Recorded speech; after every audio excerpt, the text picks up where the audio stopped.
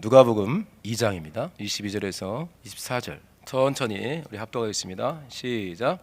모세의 법대로 결례의 날이 참에 아기를 데리고 예루살렘에 올라가니 이는 주의 율법에 쓴 바 첫 해에 처음 난 남자마다 주의 거룩한 자라 하리라 한 대로 아기를 주께 드리고 주의 율법에 말씀하신 대로 비둘기 한 쌍이나 혹 어린 반구 둘로 제사하려 함이더라.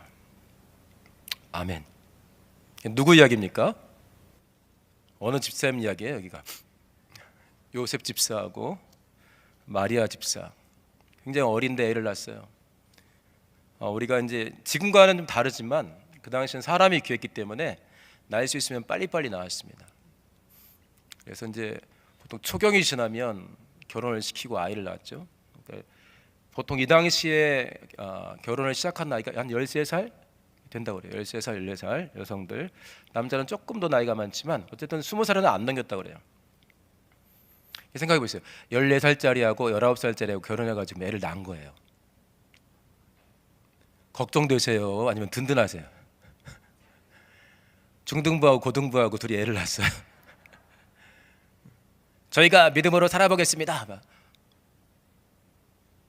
어디서 살래? 아빠 집에서요. 막 그래. 귀엽긴 하지만 물론 이 당시에는 13살이라 해도 다 컸습니다. 애를 낳을 때가 됐고 엄마가 될 때가 됐고 아빠가 될 때가 됐기 때문에 지금 13살, 14살하고는 이때는 다르지만 상당히 어린 여성과 남성이 가정을 이루었고 예수께서 그 가정에 태어나셨어요.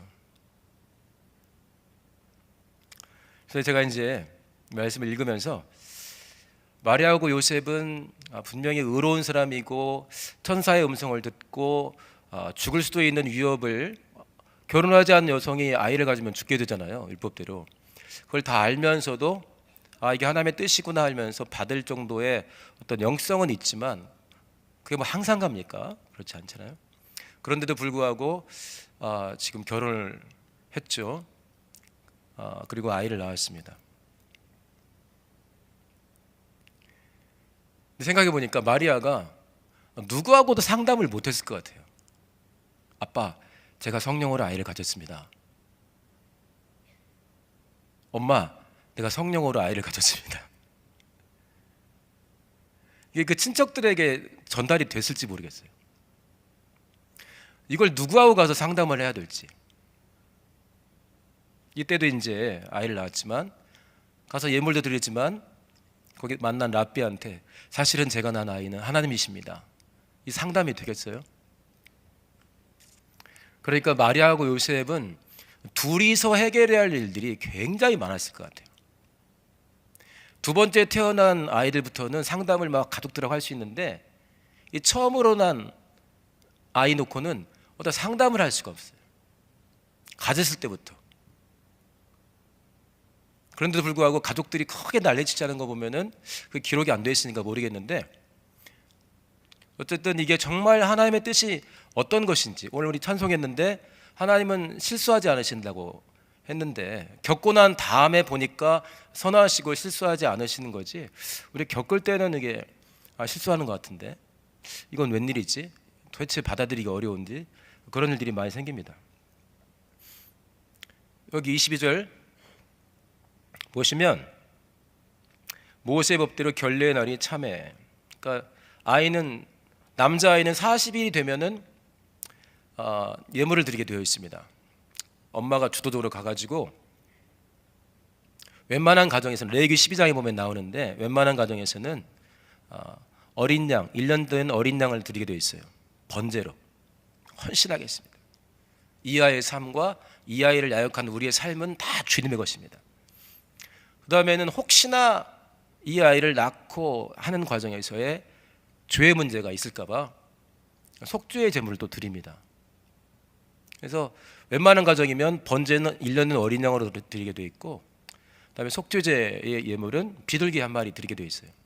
근데 거기 레위기 12장 8절인가 쭉 가다 보면은 여인의 힘이 여기에 미치지 못하면 그러니까 다른 번역 보게 되면은 너무 가난해 가지고 어린 양을 사기가 어려운 집이면 이렇게 되어 있습니다. 그러면은 양 드리지 말고 비둘기 둘을 사라.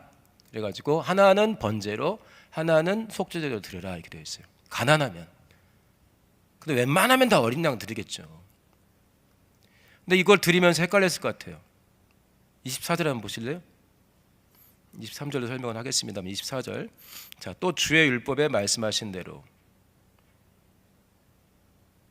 비둘기 한 쌍이나 혹 어린 반구, 그러니까 산비둘기 두 마리나 집비둘기 새끼 두 마리 이렇게 되어 있는데 둘로 제사하려 함이더라. 그러니까 원래는 어린 양 드리면 되는데 이 힘이 미치지 못하는 거예요. 그러니까 준비하면서 무슨 생각을 했을까요? 우리가 낳은 아이는 하나님인데 그러면 양 중에서도 가장 예쁘고 그야말로 향기까지 좋은 1년짜리 어린 양을 드리고 싶은데 아니 아무리 모아도 혹시나 해서 누군가한테 빌려도 안 되는 거예요. 삶의 형편이라는 게. 그러면 어떤 생각을 할까요? 요셉과 마리아가 맨날 충만했을까요? 그러진 않을 텐데 참 둘이서 많은 대화를 했을 것 같아요. 더구나 이 것만은 남들하고 상담하기 어려워요. 믿어주지도 않을 것이고. 예수께서 공생에 시작했을 때 가족들이 다 붙들러 왔습니다. 마가복음 3장 보면은 친척과 가족들이 붙들러 왔어요. 왜냐? 저 미쳤다. 저거 완전 미쳤다. 이 소리 들었거든요. 그러니까 누구하고도 이 건은 상담이 안 돼. 마리아와 요셉도 동생들, 둘째 아들, 셋째 아들 애들한테는 이 말이 안 되는 거예요. 너네 형은 하나님이야. 되겠어요 이게? 형 거 뺏어 먹지 마 이렇게. 형은 좋은 거 먹고, 형은 쇠고기 먹고, 너는 닭고기 먹고.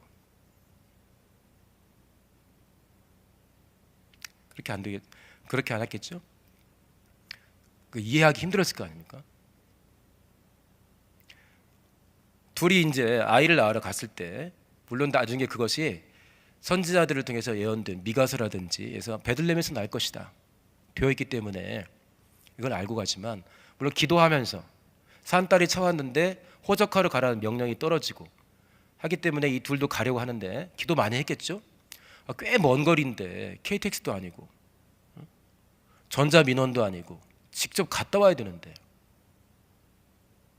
기도하지 않았겠어요? 하나님께서 감동을 주셨겠죠? 얼마나 깨달았는지 모르겠지만.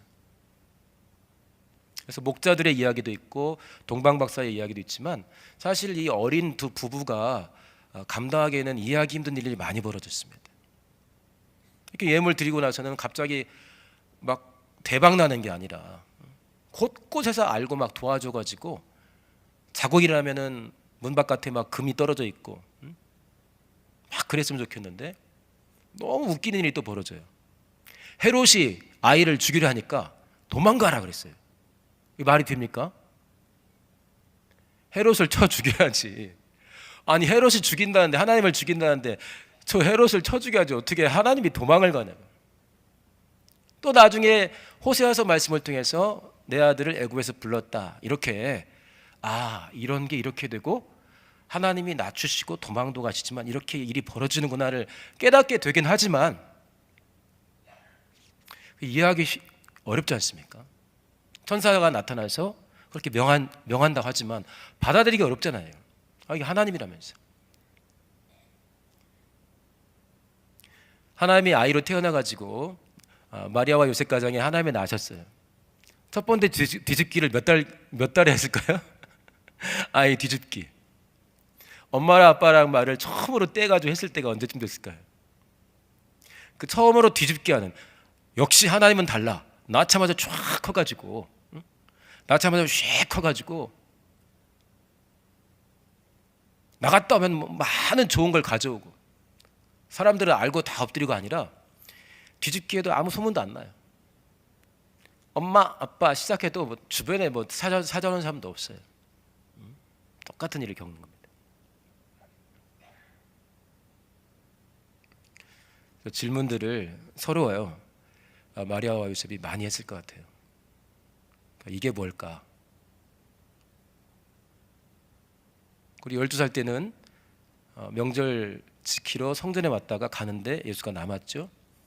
없어가지고 찾으러 왔어요. 며칠 만에 찾았는데 내가 내 아버지 집에 있어야 될 줄을 알지 못하셨나이까 딱 그러는데 엄마 아빠가 못 알아들어요. 못 알아들 때도 있는 거예요. 역시 하나님은 달라, 이게 아니라. 하나님이 처음으로, 아기로 태어난 하나님이 처음으로 엄마 아빠의 도움 안 받고 응가했을 때 우리 많이 기뻐하잖아요. 이것이 드디어 지 힘으로 대변을 받다. 근데 그걸 지켜보는 하나님인데 이제 똑같이 이제 대소변 가리고 하는 그것들을 본다든지. 그리고 예수께서 말씀을 가르치실 때 요한복음 7장 보면은 이런 말씀이 있습니다. 사람들이 기이 여겼어요. 예수님의 말씀을 듣고, 야, 대단하다. 이것만 기이 여긴 게 아니라 뭐라고 했냐면은, 이 사람은 배우지 않냐 했는데 어떻게 글을 알지? 아니, 학벌을 뭐 써놓고 다니는 것도 아닌데, 저 중졸입니까 고졸입니까? 잘 모르시죠? 그걸 뭐 동네방네 소문내고 다녀요. 근데 예수님은 소문난 집이야. 쟤네는 가난해가지고 별로 학교 못 다녔어요. 이 사람은 배우지 않냐 했는데 어떻게 글을 아냐? 글을 해독했다는 뜻이 아니라 많은 걸 안다는 거예요. 글줄을 안다 이거죠.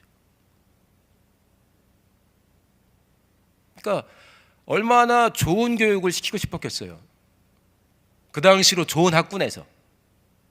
근데 그렇게 가르칠 만한 여력이 안 되는 거예요. 엄마 아빠가 인색해서가 아니라 가난해요. 그리고 직업이 또 목수였습니다. 유명한 랍비가 되는 것도 아니에요. 그 당시 별로 유명하지 않은 직업. 그러니까 30살에 찰 때까지 계속 그런 게 이어지기 때문에.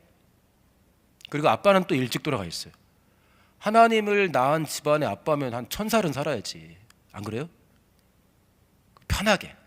근데 마리아는 오래 산 것 같지만 요셉은 단명한 것 같아요. 잘 안 나와요. 단명한 것처럼 기록엔 되어 있습니다.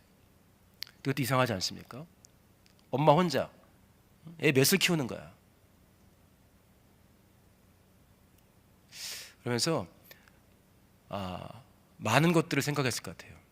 제가 그러면서 이제 믿음이, 그리고 소망이, 사랑이, 하나님을 향한 어떤 마음들이 조금씩 더 단단해지고 풍성해졌을 거라는 생각이 듭니다. 13살, 14살짜리의 마리아가 믿음이 있으면 얼마나 있었겠어요. 그러나 남편과 함께 이 아이를 키우면서 진짜 이해 못하는 일도 많이 벌어지는데 묻고 기도하고 키우면서 성장한 것 같아요. 어려운 환경 속에서 그 어린 것들이, 어려운 환경 속에서 마리아와 요셉 그 어린 것들이 하나님을 낳고 키우면서 믿음이 막 자랐을 것입니다. 그래서 제가 이 본문을 읽으면서 요즘에 우리 헬조선 하지 않습니까? 여기 꽤 이제 나이 드신 분들이 있는데 20대, 30대, 40대가 굉장히 어렵게 산다고 그래요. 꼭 돈이 있고 없고 떠나서. 그래서 굉장히 우울하게 산다고 그러고 합니다. 헬조선, 헬이면 지옥인데 지옥 같은 한국 이 말이잖아요. 내 마음대로 되는 일이 없는 거예요. 젊은이들에게. 또 그 중에는 많은 사람들이 기독인일 텐데 기도해도 안 되는 일이 많은 세대를 지금 살고 있습니다. 그래서 이 마리아와 요셉의 가정에서 점점 많은 고민들, 도대체 이건 어떻게 내가 받아야 되지 하는 고민들과 함께 믿음이 자라고 성장했을, 그리고 하나님께 많이 물었을 이 두 어리면서 젊어져가는, 성장해져가는 이 부부를 생각하면서 우리 어느 정도 나이가 든 세대, 인생의 경험이 조금 더 많은 이 앞선 세대가 우리 교회의 청년들 20대, 30대, 40대를 위해서 좀 기도를 좀 많이 해줘야겠다, 그런 생각을 많이 했습니다. 할렐루야. 우리가 좀 전에 2번 정도 찬양을 했는데 그 찬양을 지은 분이 여성분인데 우리 많이 불렀죠. 은혜 아니면 살아갈 수가 없네. 그걸 지은 소진영 씨라는 젊은 여성 찬양 사역자인데 간증을 들어보니까 이분도 백혈병을 걸려가지고 결혼하기 전에 걸려서 이게 그 시한부 인생이 됐는데 하나님의 은혜 가운데 이제는 치료를 받았어요. 근데 기도 제목이 하나님 저도 평범하게 살고 싶어요. 평범하게 결혼하고 평범하게 다른 사람처럼 아이도 낳고 그렇게 살고 싶어요. 기도 제목이 평범하게 살고 싶다는 거예요. 근데 하나님의 은혜 가운데 이것 극복하고 저것 견뎌내고 버티고 응답을 보면서 이분이 자라났습니다. 그러면서 만든 노래들이 있는데 오늘 아까 2번 정도 불렀던 나는 주님께 속한 자, 이 찬양도 그분이 지은 은혜 받고서 지은 찬양입니다. 가사를 봤었는데 이 땅의 내 삶이 비록 버겁더라도 주님의 선하심 나 믿으며 가리. 찬양팀도 좀 젊은 편들이거든요. 그러니까 앞으로 겪어야 될 일도 많고 어느 세대가 볼 때는 그것 가지고 걱정하냐 할 만한 일도 삶 가운데 벌어집니다. 그것 가지고 걱정하냐 할 만한 사람들은 그걸 견뎠기 때문에 별거 아니고 조금 버티면 노력하면 기도하면 이길 수 있다는 걸 아는 분들입니다. 여기 있는 분들. 이런 분들이 성숙한 믿음, 겪어온 인생을 동원해서 젊은이들을 축복하고 어린 영혼들을 축복하면은 이 헬조선에서 은혜를 많이 받는 믿음이 단단해지는 젊은 세대들도 이끌어낼 수가 있을 것 같습니다. 할렐루야. 이렇게 나이 드신 20대 30대를 넘어선 40대를 넘어선 어른들에게 주어진 인생이라는 그 귀한 경험들, 많은 간증들을 동원해서 우리 교회의 젊은 세대들에게도 큰 복을 주시기를 예수님을 축원합니다. 할렐루야. 제가 첫 아이를 낳는 걸 봤을 때 제가 낳은 게 아니니까 밤이 되었는데 애가 젖을 안 먹어요. 아내는 낳았는데 어떻게 먹일 줄 모르고 저도 이론적으로 아는데 할 줄 모르는 거예요. 근데 12시가 다 돼가지고 그때 저희 목장에 있는 전사님 부부가 막 신방을 왔어요. 12시 넘었는데도 얼마나 반가운지 몰라요. 그 전사님은 세상에나 아이를 셋이나 낳은 분이었습니다. 거의 제가 왔다 가셨는데 야, 하나님 왔다 간 것 같다. 아이를 딱 안더니 이렇게 하는 거야 하더니 차분하게 하고 우리도 분명히 했는데 우리가 줬을 때는 뭘 안 먹었어요. 근데 잘 먹어요. 그래서 제가 와 얼마나 마음이 편하던지. 삶의 경험이 가진 사람들이 이제 막 경험한 사람들을 지켜보면서 믿음으로 끌어주는 것 얼마나 좋습니까? 여러 가지 시행착오들을 줄일 수가 있겠죠. 믿음을 체험하고 소망이 자라나고 있고 사랑이 풍성한 우리 많은 연세 드신 우리 세대에서 좀 더 어린 세대들을 넓은 마음으로 바라보면서 내가 겪었을 때 어떤 마음이었던지 그리고 얘가 이걸 겪을 때 지금 어떤 상황일까를 많이 우리가 저 말고 우리 어르신들은 알지 않습니까? 그 마음을 동원해서 축복하고 끌어낼 수 있다면 영혼들이 젊은 세대들이 더 풍성하게 단단하게 자라날 수 있을 것 같습니다. 할렐루야. 그래서 교회가 여러 가지로 소란스러움도 있고 힘들 때 젊은 세대가 앞에 나가서 팍 이끌어주면 좋겠지만 현재 하나님께서 우리 교회 허락하신 것을 보게 되면은 의외로 50세 이상의 어른들이 앞에서 치고 나가고 있고 20대 30대들은 어떻게 보면 힘을 좀 잃은 듯한 그런 모습을 보이고 있습니다. 숫자적으로도 마찬가지고 이때 정말 많이 격려해주고 많이 축복하면서 함께 좋은 교회를 만들어 갔으면 좋겠습니다. 할렐루야. 좀 이따가 이 찬양 할 건데 사실 이 찬양이 저는 굉장히 좋아했거든요. 근데 생각해 보니까 이 2시 예배 때 오시는 어르신들하고 함께 이 세대들과 부를 때 괜찮을까 싶었는데 그래서 찬양팀에 있는 간사님이랑도 상의를 했어요. 해보겠다고 하시더라고요. 어떤 마음으로 이 찬양을 부르고 싶으냐면은 사실 이 찬양을 만든 사람도 이제 30대예요. 그러니까 어르신들이 볼 때 30대 너무 어리지 않습니까? 애 하나 놓고는 뭐 엄청난 일을 하는 것처럼 하지만 처음으로 음식 하나 만들어 놓고 맛도 없는데 막 엄청난 거 한 것처럼 이렇게 막 보고 있잖아요. 그 세대가 자신의 믿음을 다해서 고백한 찬송인데 우리 어른 세대들과 함께 부를 때는 한편으로는 그들을 축복하는 마음. 야 이게 진짜 우리 교회의 젊은 세대 내 자식들이 있지 않습니까? 손주들도 있고 이 아이들의 진짜 믿음이 되길 원한다는 마음으로도 불러주시고 또 하나는 이게 우리의 믿음이 또 되지 않습니까? 우리의 믿음들로 불러주시고 또 하나는 그 젊은 세대들을 막 격려하는 마음으로 이 찬송을 주와 함께 불렀으면 좋겠습니다. 할렐루야. 자 기도합시다. 기도할 때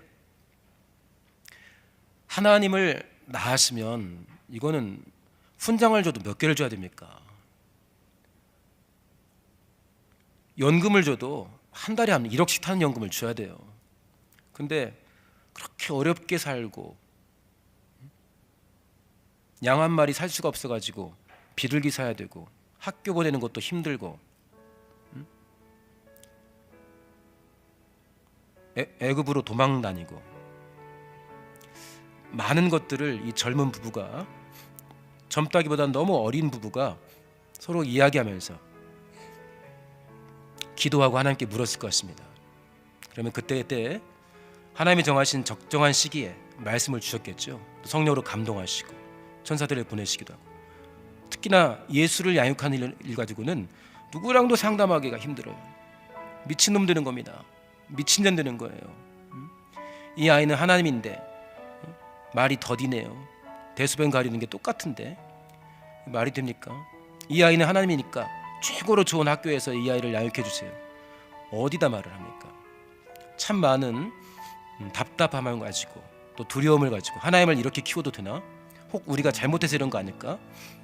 그러면서 마리아와 요셉의 믿음이 단단해져 간 것 같고, 특별히 마리아는 그 이후로 시험 든 구석은 별로 나오지가 않습니다.